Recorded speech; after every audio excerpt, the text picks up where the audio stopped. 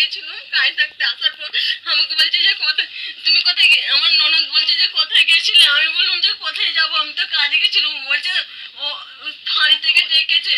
আমি বলছি ফাঁড়ি থেকে ডেকেছে তো আমি কি করব? বলছে তুমি কি করবো, তোমাকে যেতে বলেছে। আমি বলছি শুধু দুদিন ছাড়াই আমাকে যেতে বলছে, ছেলেগুলো এমন করলো। বলছে হ্যাঁ তোমাকে যেতে হবে। বলার পর ওরকম করে বলার পর আমাকে আবার ডেকে ডাকার পর আমি একটা খুস্তাচুরকে নিয়ে আমি চান করে দুটো রান্না খাইনি, দুটো আমি ভাত না গেলে যায় না। দুটো খেয়ে আমার কাকিমা খুস্তাচুরির সঙ্গে গেছি।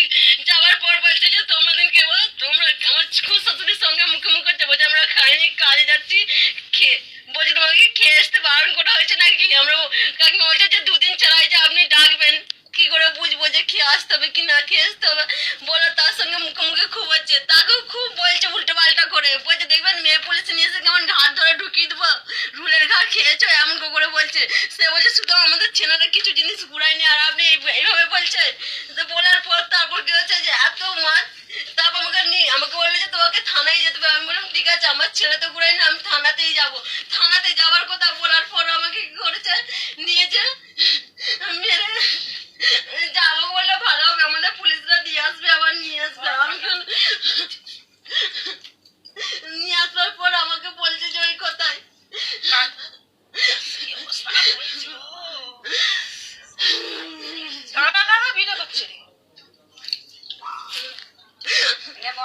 বলার পর আমাকে বলছে তোমাকে গাড়ি আমাদের গাড়ি এসে নিয়ে যাবে। আমি তোমাকে বলেছি যে আমাদের বাড়ির লোক আসলে আমি যাবই, আমাদের বাড়ির লোক আসলে তবে আমি যাবো। বলছে ঠিক আছে তোমাদের বাড়ির লোক কখন যদি যায় তোমাকে আমি ছেড়ে দেবো, আমরা তোমাকে ছেড়ে দেবো।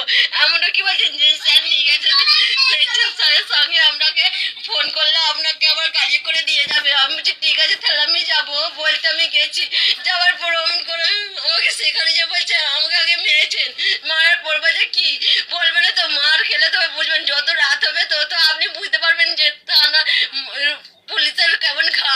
আমি বলছি যে আমি আমি আমার ছেলে কিছু নেয়নি, না নেওয়ার কথা বলার পর বলছে নেয়নি তো বাপের বাড়ি চলে গেছিলে কেন? আমি বলছি আমার বাপের গালে চড়িয়েছে, হাতগুলি মেরেছে, আমার হাত ব্যথা হয়ে গেছে, মাথায় পোস্টারে ঢুকেছে, গাড়িতে মাথা ঢুকেছে।